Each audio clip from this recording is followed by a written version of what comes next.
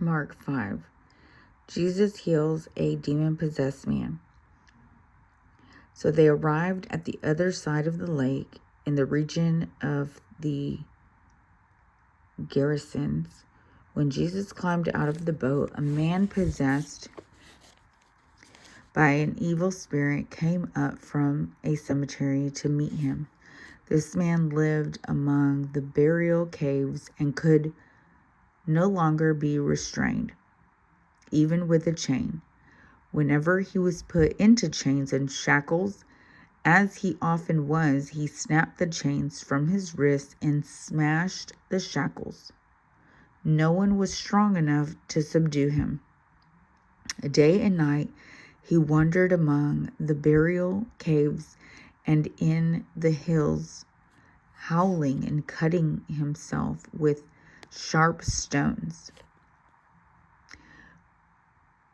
When Jesus was still some distance away, the man saw him, ran to meet him, and bowed low before him. With a shriek, he screamed, "Why are you interfering with me, Jesus, Son of the Most High God? In the name of God, I beg you, don't torture me."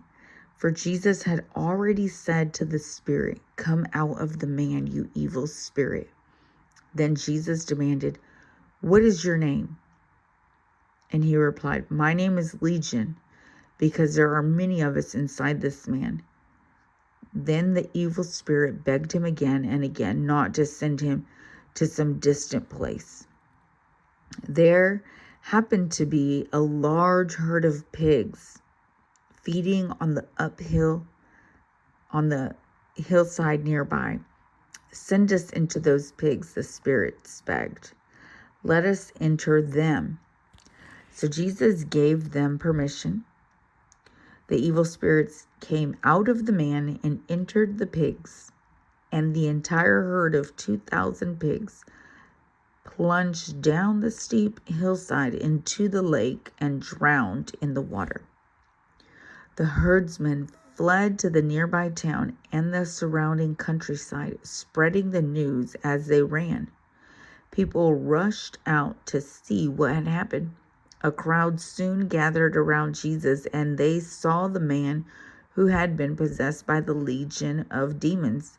He was sitting there fully clothed and perfectly sane, and they were all afraid. Then those who had seen what happened told the others about the demon-possessed man and the pigs. And the crowd began pleading with Jesus to go away and leave them alone.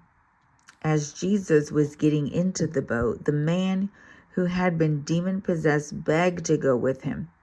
But Jesus said, "No, go home to your family and tell them everything the Lord has done for you and how merciful he has been."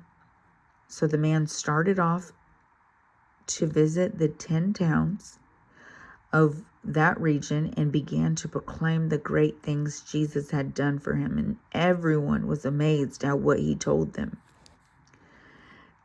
Jesus got into the boat again and went back to the other side of the lake, where a large crowd gathered around him on the shore. Then a leader of the local synagogue, whose name was Jairus, arrived. When he saw Jesus, he fell at his feet, pleading fervently with him. "My little daughter is dying," he said. "Please come and lay your hands on her. Heal her so she can live." Jesus went with him, and all the people followed, crowding around him. A woman in the crowd had suffered for 12 years with constant bleeding. She had suffered a great deal from many doctors, and over the years she had spent everything she had to pay them.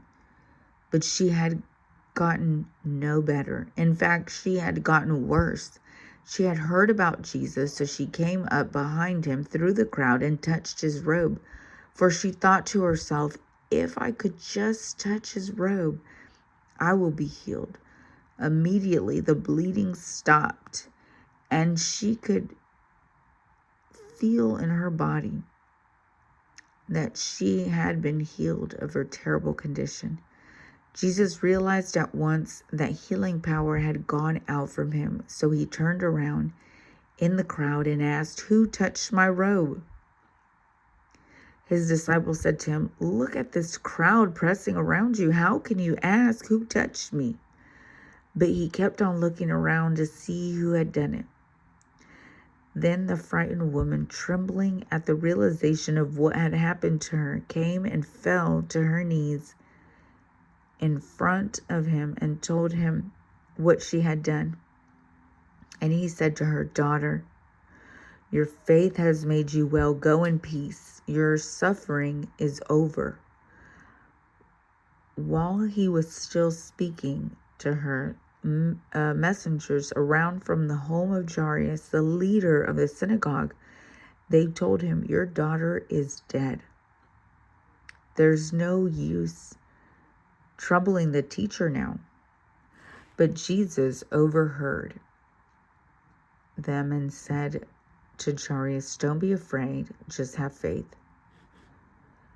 Then Jesus stopped the crowd and wouldn't let anyone go with him except Peter, James, and John, the brother of James.